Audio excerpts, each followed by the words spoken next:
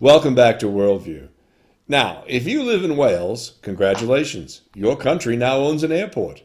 We were joined a couple of weeks ago by Peter Phillips of the Wales Air Network, and we discussed the poor performance of Cardiff Airport. Now, he's returning just one day after it was announced that the Welsh Government repurchased the Cardiff Airport for £52 million from the operators TBI Albertus. Now, this was much, much less than what was paid for the property, and some, rather snarkily, and that includes the head of the Bristol Airport, say the Welsh Government could have purchased it for much less than £50 million. Here to tell us a little bit more about whether or not we got a good deal is Peter Phillips. Welcome back to Worldview, Peter. Thank you. Of course, Bristol would say that, wouldn't they? And they've got to find some little way of dealing with its main competitor, which is Cardiff Airport. So they're going to say a few things that probably they might regret later. On the other hand, I do worry that one city is messing around with another city. It doesn't seem appropriate. Now, 52 million, quite frankly, with all of the pundits, most of the estimates, and of course with really close due diligence, looks like a pretty good price. It's a third of what Albertus paid for it, and that's completely justifiable because, quite frankly, Albertus has not been exciting in its management of airports around the world. And it has about a third of the airport traffic that it had back at the time that the original purchase was made. So Albertus has managed to bleed off a large number of the traveling public. Let me ask you a question about Albertus, because I mean they're a rather interesting group to begin with. They appear to be in trouble in a number of jurisdictions here. And our audience is a global audience, and I'm sure many are not aware that Albertus are also the operators of several airports in the United States, including the Orlando Sanford Airport. What does this mean on the broader scale? Okay, Albertus is, of course, a Spanish company based in Barcelona, and everyone's aware of what's happening with the Spanish economy right now. Albertus is enormously strapped in debt.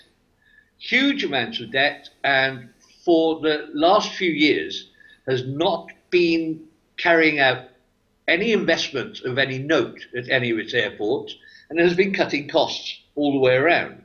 Now, Cardiff Airport is the fourth airport to leave that portfolio. Bolivia argue with them about a price. They just nationalised their three airports. Now, I'm aware that Albertus is probably going to sell its London airport, which is London Luton Airport. It has Belfast International, which looks like a candidate for sale. And it has another airport in Stockholm, which I think is a further candidate for sale.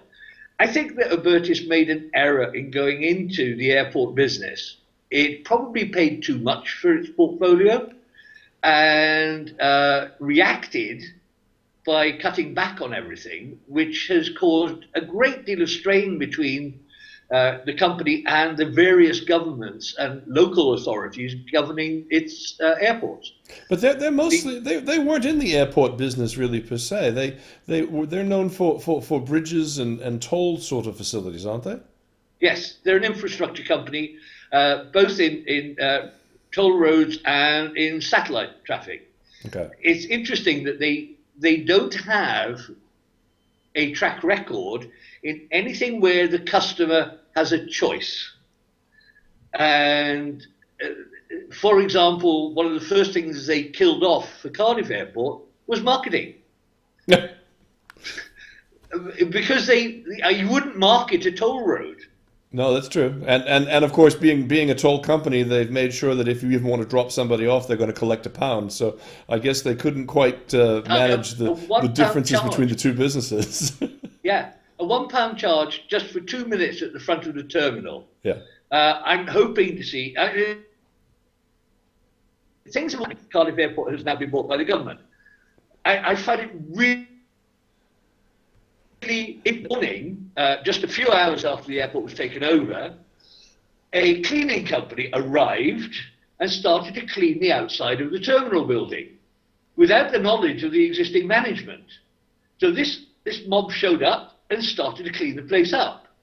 Equally, the local council has now been cutting the grass on the approaches to the airport. This is just, it was only yesterday this thing was announced, and all of a sudden we're seeing things happen that haven't happened in 5 years. It's extraordinary.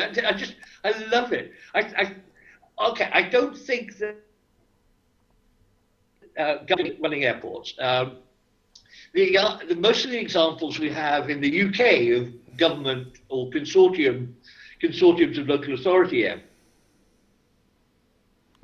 arm's length. So they act as shareholders. I think that Cardiff needs a little bit more of a kick than that right now, but everything I've heard from the government here is that's the plan. They want to ensure that it is managed at arm's length and that it has professional airport management companies. And there are some good ones around. That's absolutely critical. I mean, if a government owns something, you know that it eventually will go into decline. We're talking with Peter Phillips, by the way. He's the head of the Wales Air Network, a group of people that are extraordinarily interested in infrastructure and aircraft here in Wales, on Worldview with Denis Campbell. Now, let's talk about this eventual, hopefully, sale of this back into the private industry. When all is said and done, that always doesn't work well either, does it? I mean, we've seen a situation just here, and it's one in which a group that you're a major part of have seen the experience of the Royal Ambulance Service, at least the aircraft portion of that, and the helicopter portion, the one that Prince William has made famous around the globe, has just been taken private. What will that mean for Wales and for the rescue services? I'm very dismayed by this as a trend. When it comes to essential aviation, supporting communities and saving lives, I'm not certain that the public sector should let that go if it doesn't need to. However, this is a threat that's taking place right around the world from such services. So you could find yourself stuck on a mountain with nobody to come and get you. You could find yourself lying bleeding on the highway, road transport to pick you up rather than a helicopter. You could be living on an island and suddenly find that the airfares and the services just are beyond your reach, so you can't get to a mainland. This is a very scary situation. Now, the fact is that doing it with the UK has brought in the fame of Prince William. And so rather made this an issue that is slowly beginning to, but it's been a process that's been going on for a while, and I think is very dangerous. Well, I mean, not only is it dangerous from a service perspective, but we're seeing it not just in air transport and public services, but I mean, entire police departments are being privatized, entire prison functions and others. There is a point at which you have to ask yourself, what public services should remain public and what ones should be taken private. Obviously, an airport itself has no business being in the long-term ownership of the government. But what does this mean for the essential services where rescue is required? I live above the Glamorgan Heritage Coast, and we see helicopters going back and forth all the time, rescuing people who are caught by the second highest tidal flow in the world. What happens in that case? They have to have a credit card ready? Now, okay, this is very different from the circumstances one would find in the United States, where everybody is pretty well insured for such circumstances. Yeah. That kind of change has not occurred here. We have our thing called the National Health Service, and there is a basic British expectation that when you're in trouble, somebody comes to help, and that you don't have to pay for that you pay for that through your taxes.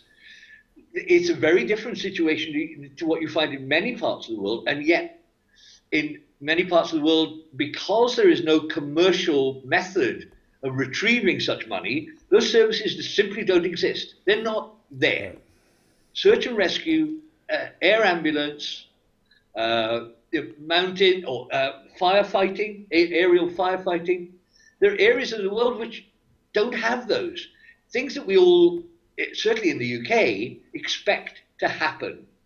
Now, the more this is taken out of the public sector and put into the private sector, it simply means that it's going to become subject to the kind of cost cutting that businesses have to do to continue to increase their income. And I'm not sure humanity is ready for that yet. So I've been working with a number of other people in the aviation industry to set up a thing called the Centre for Essential Public Service Aviation. You can find it online. It's centre-epsa.com. The idea is to That's find EPSA, out... E-P-S-A, right? That's it, sir. Yeah. Essential and Public Service Aviation. The idea is to discover where the threat and what the threats are, and to try and deal with people like the United Nations and the International Civil Aviation Organization to discover what can be done to reverse any reduction in service, and what can also be done to make these things more cost efficient and more accessible to the public. There's a royal you mentioned earlier who's given us a little nod in all of this. So we're working very hard towards it right now. We're going to be running an inaugural summit of this event in Daytona Beach, Florida, in September, which I understand is a wonderful place. Never been there. It is. It's got a great beach. Well, we'll be looking forward to it, and we'll be looking forward to learning more about this organization. The website, again, is Center-EPSA. Center-, that's center spelt the British way, right? R-E? Yes, I'm afraid so. Okay, just making sure, because we do have a global She's public. R-E. CENTRE-EPSA.com. We've been speaking... That's a great plug, Dennis. Thank you. Hey, listen, we do our best here. We've been speaking with Peter Phillips of the Wales Air Network and Centre EPSA here on Worldview with Denis Campbell. Peter, thank you for joining us. It's been a pleasure. As Thank always. you. All right, and we'll be back right after this.